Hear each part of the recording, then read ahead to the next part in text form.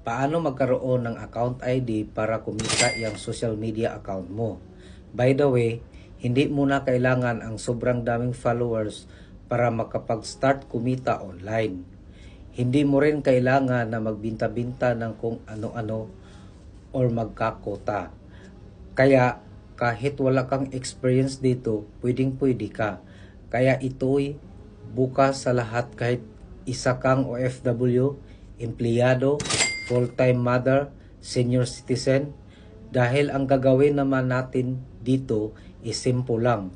Mag-set ng appointment sa ating local or international client at hindi mo na kailangan na problemahin pa kung ano ang sasabihin sa client mo. Dahil yung scripts ay provided na ng team, ang kailangan mo lang dito magkaroon ka ng sarili mong account ID. Dahil doon ipapasok yung income mo at withdrawable yun everyday.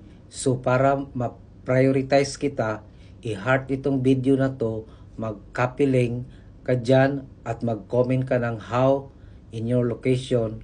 Okay, thank you. God bless.